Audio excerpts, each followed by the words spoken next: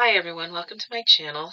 Today is Sunday, January 11th, 2026. Surprised I didn't say 2025 because usually we're on autopilot and we usually go around saying, oh, the new year, after the year changes and everything. It takes us about a month or so to get, adjusted to the new year. But we are now in 2026. And I am starting today with the 21-day meditation, Metatron 21-day meditation that I did last year. And I actually did the 21 days and I posted the videos here on my channel for those 21 days. And so I'm starting it fresh today. I haven't done this in a really long time. I think the last time that I actually did any meditation, written meditation like this was it was August 17th last year. And it was, it was it took me a while to actually get back into the swing of things. Part of the reason was because everything was like going crazy because everything's kind of going crazy right now, and in the world, the events and stuff like that. And then I would pull cards and I would do that stuff and everything. And I was trying to figure out a time when I could basically get with my guides and just converse with them. And the thing is that made it difficult was that my husband's retired now, and so I don't have as much time to actually be on my own to do this. Usually, when he would be at work, I would just use that time. I would take advantage of that time alone, and then I would be able to do it, and then I would be able to upload it, and everything would be done. But, that's not the way it is now. So I have to find the time when I can to just go into my, into here, come into this room and just sit and just do the meditation each day. And I feel really good afterwards. I always feel really good after doing it. So I'm going to take a sip of tea and then I will get started. My throat is still scratchy. My voice is still a little bit messed up. Hopefully by this week it will get better and then I can go back to singing in choir. But I'm going to go ahead and I'm going to start reading what I have written today. This is the old formula. This is what I did before. Last year at this time I was doing this, and now I'm doing it again this year. And I'm hoping to get back into the scheme of things. Not necessarily talking to Metatron, but basically doing the same concept of just conveying to my guides. And today I was talking to Sunshine for much of the time, even though I could, in my mind's eye, I could hear Metatron, I could hear the other guides, I could hear them, the sort of dull rumble beneath everything. And so I could actually understand that I wasn't alone, that there was some underlying stuff going on around me, even though I wasn't physically hearing it, but in my mind I was hearing it. So it was like this information or this stuff may say it came from Sunshine mostly, but I think it also came from Metatron. I think it also came from Nigel and Ramon and the other guides that I have. And I'm just going to, excuse me, I'm going to read this and then we'll see, what the rest of the video is going to be. So I'm saying this is day one. I haven't called it anything. I usually I give them a name like the meadow or what have you, but this is just day one. I'm just going to just do the 21-day meditation and see what happens. I said, so here I am. It's been a while since we last spoke. And Sunshine says, you've been around, just learning those cards and listening. You don't have to pick up a pencil and write to connect with us. You have been talking to us off and on since last year. Sometimes the breaks are needed in order to recharge and find your way back to the connection, or better said, to the meadow. And I said, the meadow, yes, I remember that. A place of peaceful contemplation, a chance to connect with everything that is going on. I only wish that the world did not feel so out of balance. Sunshine says, that's when you need the meadow the most. When you need the stillness, the solitude, to work through all of the things that are leaving you to question why things are like this. And I said, why are they? Please don't tell me it was my choice because this wasn't what I intended. I don't want to start venting to you. I just want to understand what sort of lessons create this kind of suffering. And Sunshine says, you are an empathic person. You are putting yourself into everyone else's situation. And I said, people say you don't understand. You are not here. How can I go forward and tell them that I am trying to understand when I am far removed from the problem at hand? Sunshine says, sometimes you cannot give people the answers to their satisfaction. They are always going to try and find a reason to tell you that what you are feeling is wrong.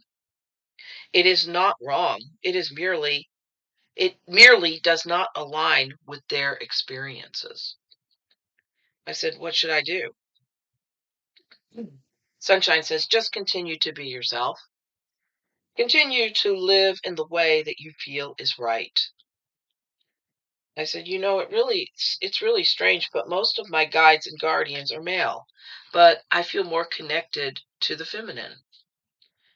And Sunshine says, there's a reason for that.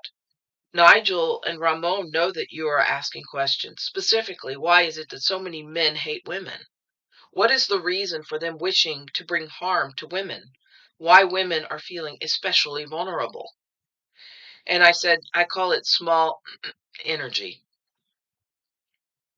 Sunshine's laughs. That is not too terribly far off. I said, it is, or am I just being snarky? Hmm. And Sunshine says, you are recognizing one of the key components to the situation being what it is. People, specifically these men, feel small. They feel inadequate in their own situation. They feel that in order to feel better, they have to make others feel smaller. The problem is no amount of ridicule or hurtful words and actions will ever make them feel bigger because they feel so small. And I said, why do they feel that way? And Sunshine says, well, the answer is far more simple yet complex. Remember when you were a child and you asked yourself why people didn't like you? You grew up with certain insecurities. The way in which you responded to those insecurities were a defining instance in your growth. The other day, you watched a video about a girl who had a birthmark on her face. She was ridiculed for that birthmark, although she learned that it does not define her as a person. You have the advantage that perhaps those men do not have. You embrace that which made you different. Instead of hating or despising that which made you different, you embraced it. You learned through your life experiences and the things that people insulted you about you had suddenly become your strengths, your musical abilities, your creativity, all of the things that are manifest inside of you that made you into the person that you are. Suddenly, all of the negative energies, the toxic people, the hurt, the things that you had once hated about yourself became strengths within you. You never needed a weapon or unkind words to embrace your power. I said, is that what happened last week? Did a hateful person end another's life because she had all these strengths of character that he sorely lacked? And Sunshine said, there you go. Perhaps people who are strong in themselves have a broader understanding of their soul's purpose than these people who are internally weak and, dare I say, pathetic. I said, you think the guy is pathetic? Was pathetic. Sunshine says, is pathetic. You are hearing that he is now in hiding. He must now contend with the madden in his inadequacies all by himself. The other night, you woke up with a question ravaging your mind. What would you do if you found out a family member had joined that man's secret police? Was it a surprise that that question raged through your mind? I said, a little bit, but somehow I did know the answer. She said, yes, you did. But you know, you had already cut ties with them. You just made that decision reality with the question that woke you up. I said, I don't want to associate with people on the wrong side of history. I want to believe that the people in my life are not only good people, but those who understand the ideas that kindness is not a weakness and love is the greatest strength. Sunshine says, this is why you are, as you say, on the right side of history. You understand that no amount of excuses of saying, but I, or they did this, you understand that the true strength is saying, I don't know all the answers, or I cannot tell you what the future will hold. I said, someone said that if they were able to do that, they would be living in a chocolate castle. Sunshine says, that is why we cannot tell you what will happen later today or tomorrow. I said, is there a way to predict it? Sunshine says, you've made some predictions. One or two of them have come to pass. I said, I have. Which ones? Sunshine said, you sang. You asked if it would happen, and it did. I said, sure, but that was my determination. Sunshine says, your determination, your grit, your willingness to say, yes, this will happen. I will make it happen. I said, but several months ago, I asked you, or one of you, I can't remember if it was you specifically. Sunshine says it was Nigel. But he answered for all of us. I said, okay. So I asked and was told yes, I would sing. It nearly did me in. Sunshine said, yet you did it. And your voice not only drifted through the church, it also touched the other side. This is the power of music. I said, I remember how much I loved music back when I was a child. It comforted me in difficult moments and gave me strength when I needed it. And Sunshine says, yes.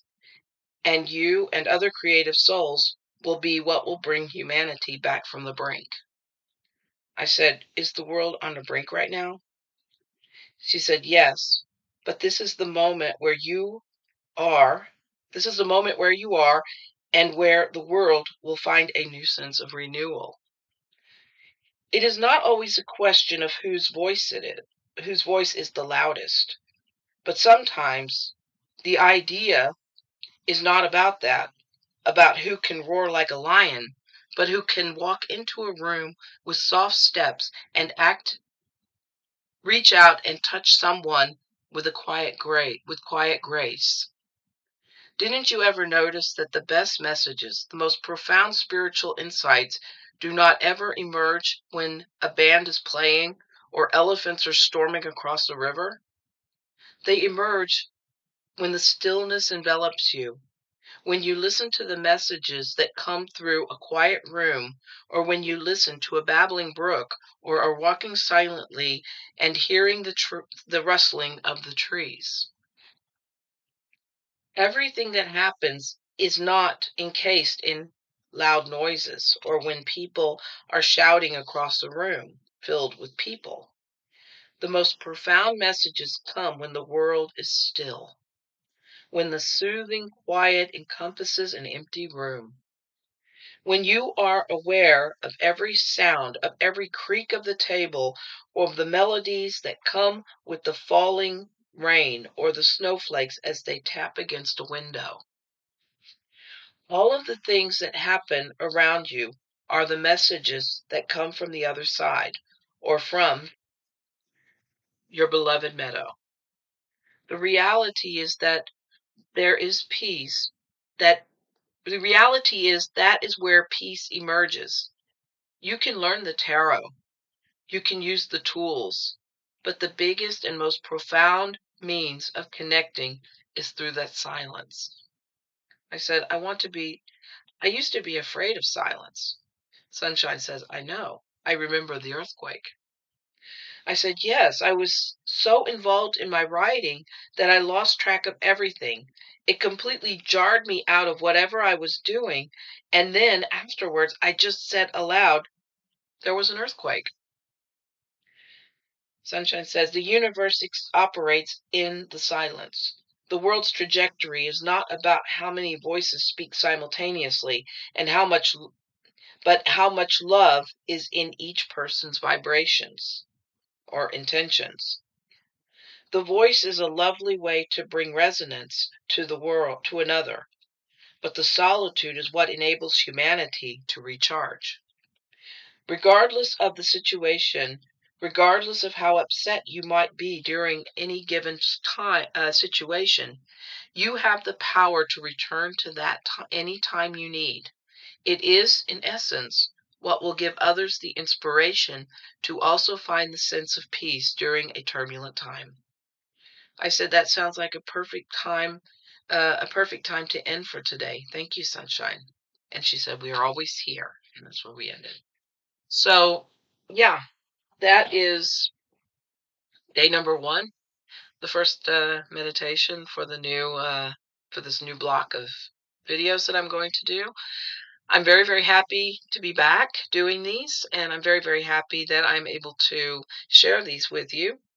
I think that it is very, very profound to be able to share these meditations and these um, bits of wisdom from my guides um, without breaking the concentration, grabbing cards, or doing whatever. So I think that that's where I'm going to end for today. But I do appreciate you watching, and I thank you for watching, liking, sharing, subscribing. And I hope that you enjoyed this. I hope you got something out of it. And I will be back on tomorrow, hopefully, to continue with day number 2. So take care. Have a wonderful day. And as always, namaste.